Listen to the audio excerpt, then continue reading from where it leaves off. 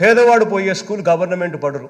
ఒక పద్ధతి ప్రకారం లాస్ట్ 5 ఇయర్స్లో 2014 నుంచి 19లో ఒక పద్ధతి ప్రకారం గవర్నమెంట్ స్కూల్ నిర్వీర్యం చేశారు అధ్యక్ష. ఆ స్కూళ్ళల్లో అధ్యక్ష దగ్గరుండి ఆ స్కూళ్లను మూసేయించడం కార్యక్రమం మొదలుపెట్టారు. దాదాపుగా 6,000 స్కూళ్ళను అధ్యక్ష దగ్గరుండి రాషనలైజేషన్ అనే పేరు చెప్పి 6,000 స్కూళ్ళను మూసేయించారు. అంతటితో ఆగిపోలేదు అధ్యక్ష.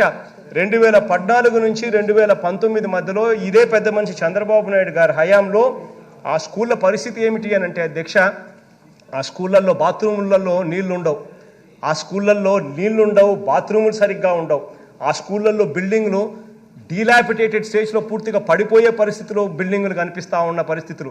ఆ స్కూళ్ళల్లో చదువుతూ ఉన్న పిల్లలకు అక్టోబర్ నవంబర్ మాసం వచ్చినా కూడా కనీసం స్కూల్ బుక్స్ కూడా సప్లై చేయని పరిస్థితి అధ్యక్ష. ఏప్రిల్లో వాళ్ళు జూన్లో స్కూల్ జాయిన్ అవుతారు అధ్యక్ష.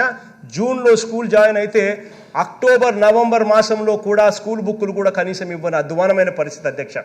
ఆ స్కూళ్ళల్లో పరిస్థితి ఏమిటి అని అంటే అధ్యక్ష, మధ్యాహ్న భోజనం పెట్టే పథకానికి అధ్యక్ష సరుకుల బిల్లులు కూడా అధ్యక్ష, మధ్యాహ్నం పూట పెట్టే బిల్లులకు సరుకులు ఇచ్చే బిల్లులు కూడా 6 నెలల నుంచి 8 నెలల సరుకుల బిల్లులు కూడా పెండింగ్ పెట్టిన పరిస్థితులు అధ్యక్ష.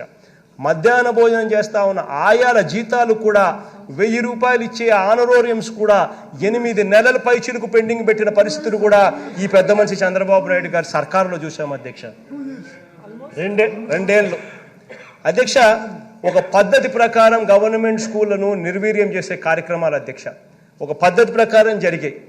కారణం పిల్లలు గవర్నమెంట్ బళ్ళకు పోకూడదు, గవర్నమెంట్ బళ్ళు నిర్వీర్యం అయిపోవాలి, వాళ్ళంతా కూడా గత్యంతరం లేని పరిస్థితిలో ప్రైవేట్ స్కూళ్ళకి వెళ్ళిపోవాలి. ప్రైవేట్ స్కూళ్ళు కూడా కాదు, నారాయణ స్కూలు, చైతన్య స్కూళ్ళకి పోవాలనే తాపత్రయం తప్ప ఇంత దారుణంగా వ్యవస్థలను నాశనం చేసిన వ్యక్తి, పేదవాడు గురించి ఏమాత్రం కూడా ఆలోచన చేయని వ్యక్తి ఈ పెద్ద మనిషి చంద్రబాబు నాయుడు గారు అధ్యక్ష. ఇక్కడ ఒక్కటి చెప్పాలి అధ్యక్ష, ఇక్కడ మేము చేస్తూ ఉన్నది ఒక రెవల్యూషనరీ కార్యక్రమం అధ్యక్ష.